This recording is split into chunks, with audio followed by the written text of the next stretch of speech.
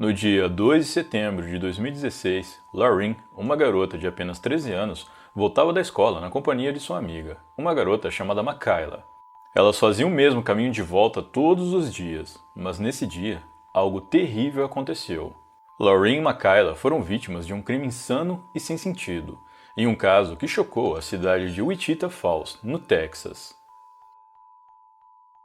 Fala pessoal, tudo bem com vocês? Sejam bem-vindos a mais um vídeo aqui no canal. E no vídeo de hoje eu vou falar a respeito do caso Lauren Landavazo, um caso que aconteceu no Texas no ano de 2016. Antes de mais nada, eu peço para vocês que, se gostarem do meu conteúdo, deixem um like e um comentário que me ajuda muito. E para você que está chegando aqui agora, se inscreve aí no canal que me ajuda demais. Lembrando que eu estou postando vídeo aqui todos os dias. E vai ser assim pelos próximos meses. No mais é isso, então, sem mais delongas, bora pro vídeo.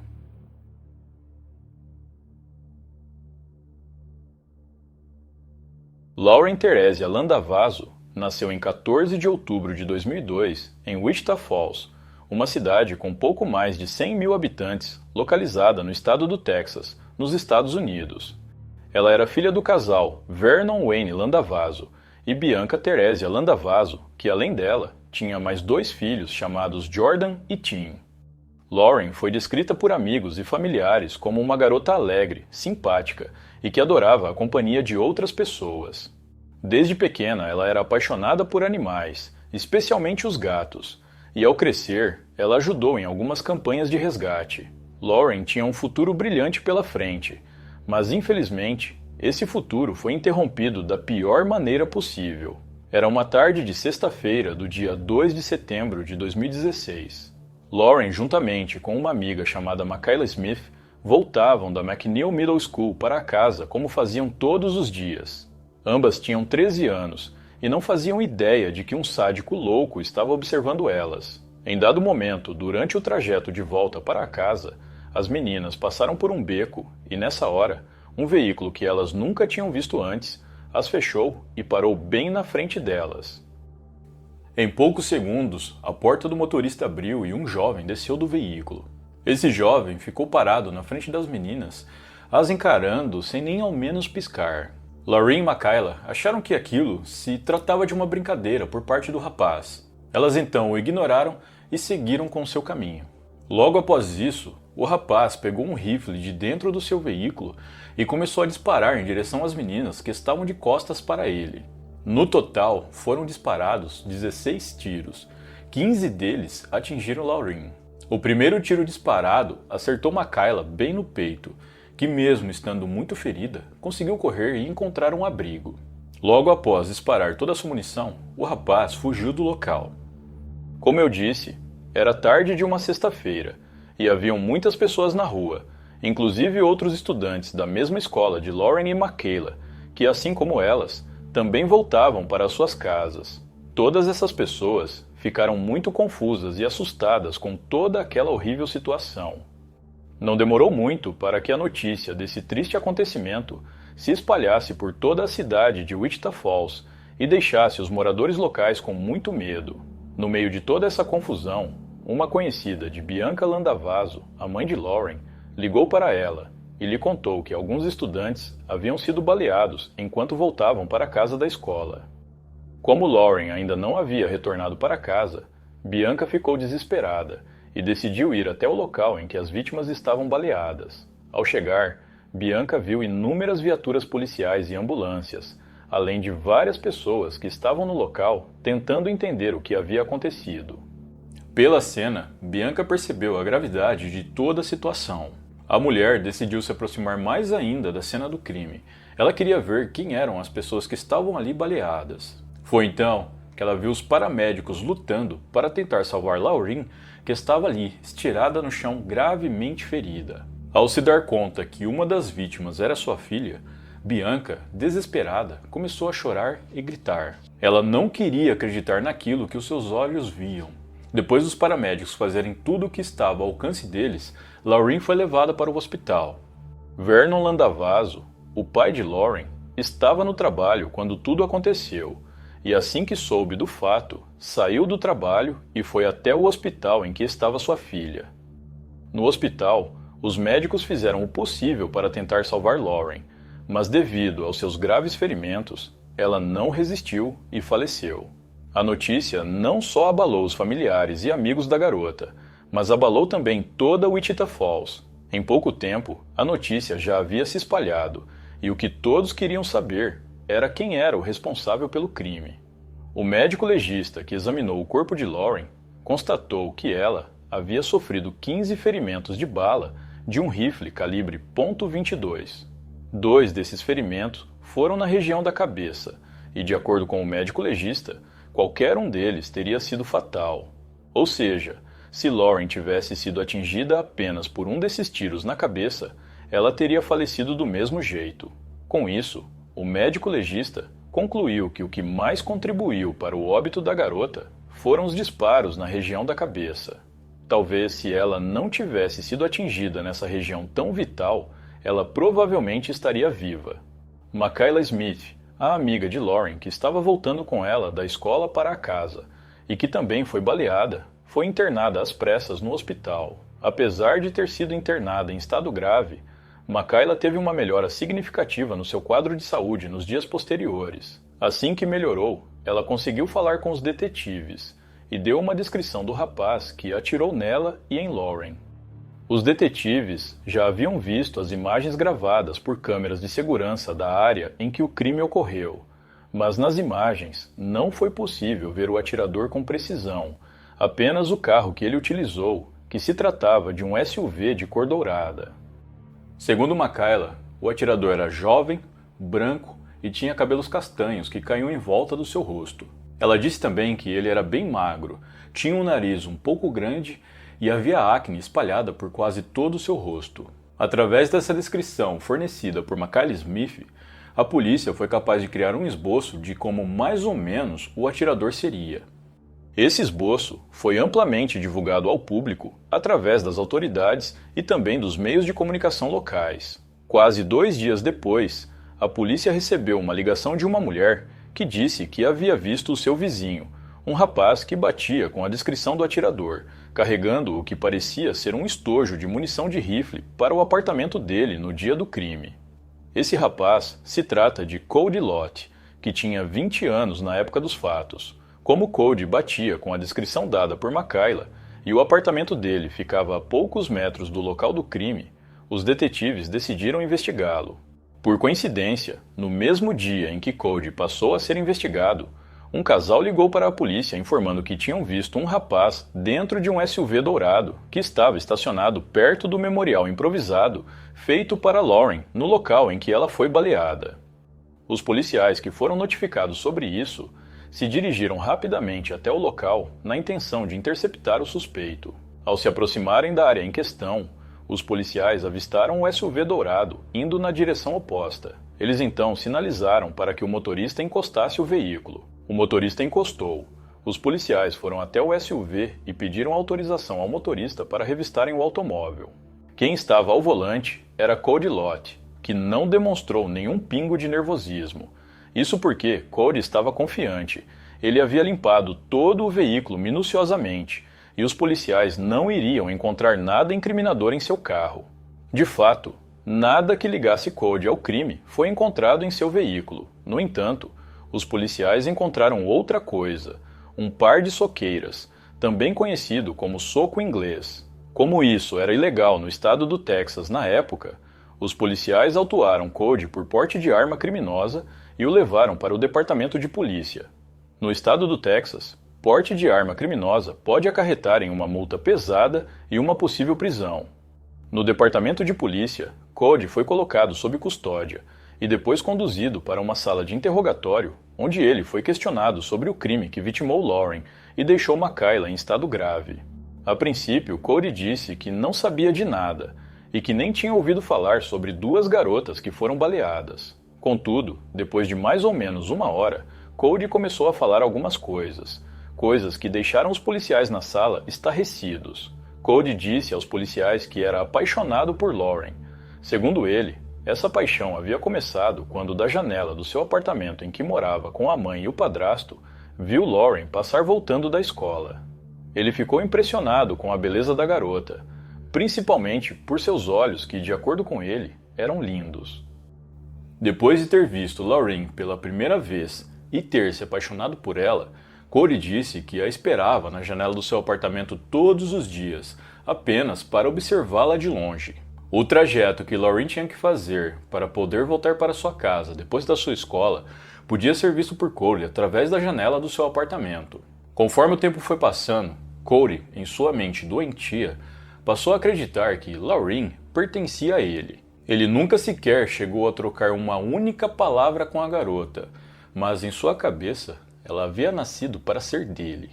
Toda essa paixão insana que Cody nutria por Lauren acabou se tornando ódio em apenas alguns meses. Isso aconteceu depois que Cody viu a garota de mãos dadas com um menino da idade dela, que estudava na mesma escola que ela.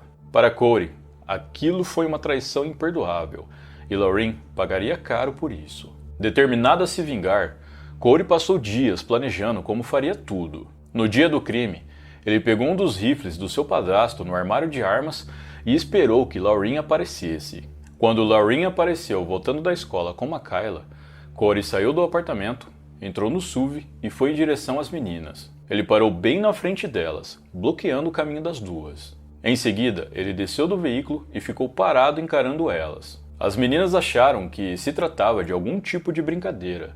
Elas então o ignoraram e continuaram o seu caminho para suas casas. Nesse momento, Cody pegou o rifle que estava dentro do veículo e começou a disparar em direção às meninas que estavam de costas para ele. O primeiro disparo atingiu Makayla bem na região do peito. A garota caiu no chão, mas depois ela conseguiu se levantar e correu para um local seguro.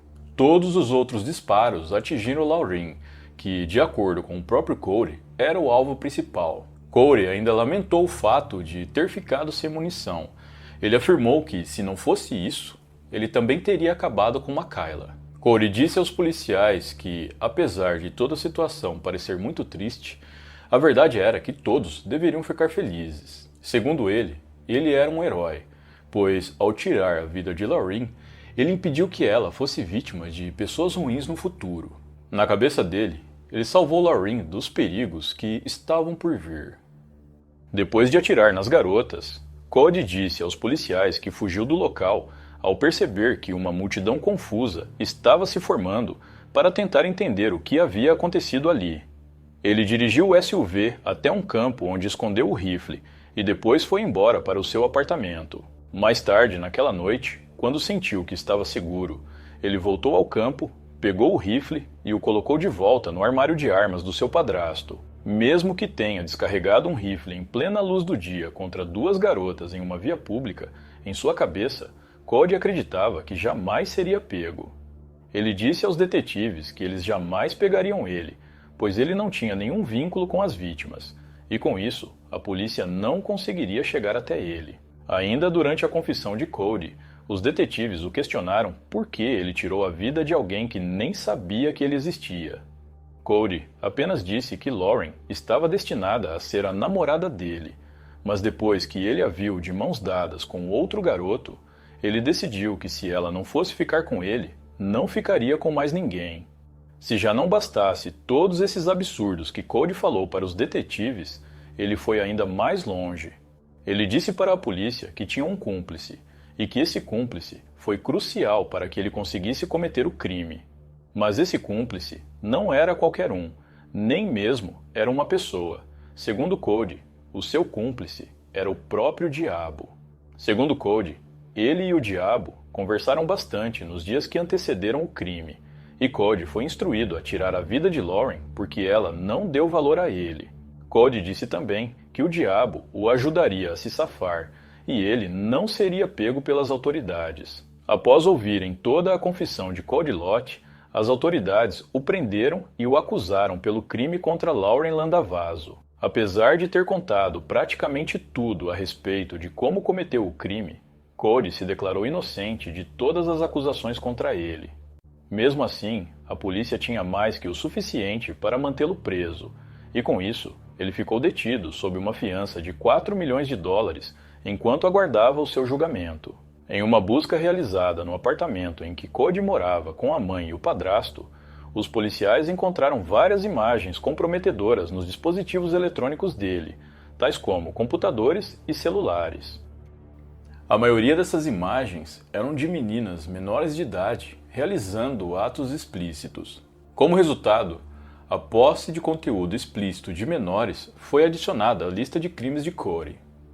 Enquanto esteve preso aguardando o seu julgamento, Cody foi avaliado por alguns psiquiatras. Ele chegou a dizer para um deles que nutria ódio em seu coração pela natureza feminina. Assim como a maioria dos jovens que cometem crimes semelhantes a esse, Cody também foi descrito como solitário. Só que diferente dos demais, Cody interagia socialmente com outras pessoas e até chegou a ter algumas namoradas. No entanto, os psiquiatras o definiram como uma pessoa emocionalmente imatura e muito exigente. Isso fez com que ele afastasse todas as suas namoradas, uma por uma. Com o passar do tempo, ele foi ficando cada vez mais solitário e passou a ter inveja das pessoas ao seu redor que mantinham relacionamentos saudáveis. Segundo os psiquiatras, nessa época, Cody se isolou do mundo e, ao ver Lauren pela primeira vez, começou a fantasiar um romance com ela. Na cabeça do rapaz, Lauren era perfeita em todos os sentidos e era devotada a ele, somente a ele. Vê-la com outra pessoa estragou tudo, e por isso ela teve que pagar. Os detetives chegaram a falar com uma das ex-namoradas de Cody para levantarem mais informações sobre ele. De acordo com essa ex-namorada, Cody tinha uma personalidade difícil e, em algumas ocasiões, tinha ataques de raiva por qualquer motivo. Em um desses ataques, a ex-namorada contou aos detetives que Cody tentou sufocá-la com um cinto de segurança. Após isso, ela ficou com medo e decidiu terminar o namoro com Cody. Cody não quis aceitar o fim do relacionamento e, como retaliação, ele sequestrou a ex-namorada e também o filho dela. Ele manteve os dois sob o seu poder por algumas horas. Ele os ameaçou e também os agrediu. Após isso, Cody não foi mais atrás da ex-namorada e ela, sabendo do que ele era capaz, decidiu não prestar queixa à polícia. Ela disse que, quando soube que ele havia sido preso, se sentiu aliviada, pois agora ele não poderá machucar mais ninguém. Os detetives também falaram com alguns colegas de Cody que estudaram com ele na época do ensino médio. De acordo com a maioria desses colegas, Cody era mimado e acreditava que o mundo, e todos nele, deveriam se curvar à sua vontade. Ele também foi descrito como uma pessoa mal-humorada e que exigia muito das pessoas ao seu redor. Além de tudo isso, as autoridades descobriram também que ele fazia uso regularmente de entorpecentes, algo que apenas as pessoas mais próximas a ele sabiam. Para quem via Cody Lott de longe, enxergava uma pessoa aparentemente normal. Os psiquiatras disseram que ele não tinha dificuldades de interação social, mas que só se aproximava das pessoas quando ele queria algo em troca. O comportamento dele geralmente costumava oscilar. Às vezes ele estava calmo e às vezes ele estourava e ficava muito irritado. Durante o período em que esteve na prisão, Cody acompanhou pela TV as notícias a respeito do seu crime. A maioria dos meios de comunicação noticiou que o crime foi um ato aleatório de violência, no qual um atirador solitário escolheu atacar duas vítimas que não conhecia, sem nenhum motivo aparente. Quando viu essas notícias, Cody ficou frustrado e irritado. O crime exigiu um planejamento de semanas, e embora oficialmente ele se declarasse inocente, ele queria que todos soubessem como ele elaborou tudo, e quase se safou por isso. Cody queria atenção, queria que todos olhassem para ele e o vissem como alguém inteligente e perigoso. O julgamento de Cody Lott foi marcado para março de 2018. No entanto, a defesa dele argumentou que ele tinha problemas mentais e era incapaz de ser julgado como alguém normal. O tribunal acatou esse argumento e, durante 6 meses, Cody foi submetido a tratamento intensivo em um centro psiquiátrico. Ele foi considerado mentalmente são e competente para ser julgado como alguém normal. Durante o julgamento de Cody Lott, a promotoria argumentou que ele era um criminoso frio e calculista, que perseguiu Lauren, uma adolescente de apenas 13 anos, por quase um ano antes de tirar a sua vida. A promotoria ressaltou que Makayla sobreviveu ao ataque naquele dia porque o réu ficou sem munição. Se não fosse isso, Makayla teria tido o mesmo destino de Lauren. Já a defesa argumentou que Cody sofria de várias doenças mentais que o tornavam incapaz de distinguir o que era certo e errado. Eles afirmaram que, mesmo ele sendo o responsável pelo crime, ele agiu por impulsos além de seu controle. A defesa disse ainda que Cody Lott não era um criminoso frio e calculista, mas sim uma vítima dos pensamentos ruins que o dominaram. Após ouvirem os argumentos da acusação e também da defesa, o júri deliberou por cerca de 40 minutos antes de dar o veredito. No final, em 19 de setembro de 2018, Cody Lott foi considerado culpado de todas as acusações. Ele foi condenado a uma pena de prisão perpétua e mais 20 anos de prisão. De acordo com as leis atuais do Texas, Cody será elegível para a liberdade condicional em 2048. Se ele cumprir toda a sua pena como é previsto, ele terá mais de 50 anos quando fizer a sua primeira tentativa de liberdade condicional. Durante o julgamento e após sua sentença, Cody manteve a mesma cara de arrogante e sem nenhum pingo de remorso. Em nenhum momento ele pediu desculpas e, muito menos, se disse arrependido pelo que fez. Atualmente, ele se encontra encarcerado em uma prisão do Texas, onde passará longos anos.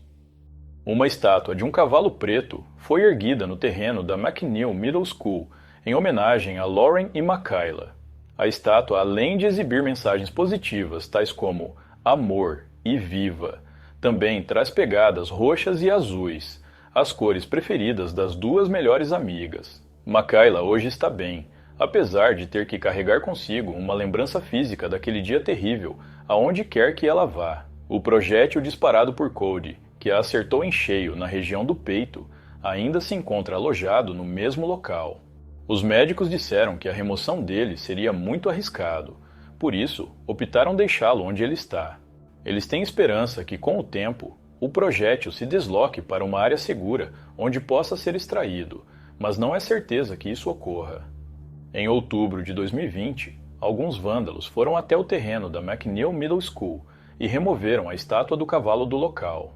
Após uma extensa busca, a estátua foi encontrada despedaçada em um celeiro no condado vizinho.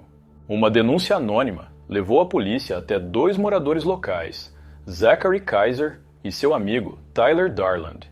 Ambos foram acusados e presos por roubo e destruição de propriedade. Pouco tempo depois, a polícia prendeu Dakota James e Braden Seward, acusados de também terem participado do crime de vandalismo. Zachary Kaiser e Tyler Darland, os dois primeiros vândalos a serem presos, foram condenados a pagar uma multa de $400 em restituição. Eles também foram condenados a 2 anos de prisão. No entanto, os pais de Lauren pediram ao juiz responsável pela condenação para que a condenação fosse suspensa, pois acreditavam que Zachary e Tyler encontrariam a redenção fora da prisão. Cerca de 4 meses depois, Zachary Kaiser foi preso novamente por outro crime que cometeu. Dessa vez, ele foi colocado na prisão onde passará alguns anos. Uma estátua substituta foi encomendada graças à ajuda de amigos, vizinhos e familiares das vítimas. E no dia 27 de maio de 2021, um novo memorial foi instalado em frente à escola em que Lauren estudava. O funeral e enterro de Lauren Landavazo ocorreu em setembro de 2016 em Wichita Falls. A cerimônia de despedida contou com centenas de pessoas, entre familiares, amigos e colegas de escola da vítima. O caso de Lauren Landavazo repercutiu muito por todo o estado do Texas. Em junho de 2019, o governo do Texas aprovou a Lei Lauren, que torna o crime contra um menor de 15 anos um crime capital. Vernon e Bianca Landavazo lutaram muito para que essa lei fosse aprovada. Embora essa lei não seja retroativa e, portanto, não possa ser usada no caso de sua filha para aumentar a pena de Cody Lott, os pais de Lauren acreditam que ela impedirá que muitas outras adolescentes sejam vítimas de crimes da mesma natureza que a filha deles foi, algo que impedirá outras famílias de sofrer como eles estão sofrendo. Bom, pessoal, então é isso. Muito obrigado por me assistir até o final. Eu vou ficando por aqui. Um grande abraço e até a próxima.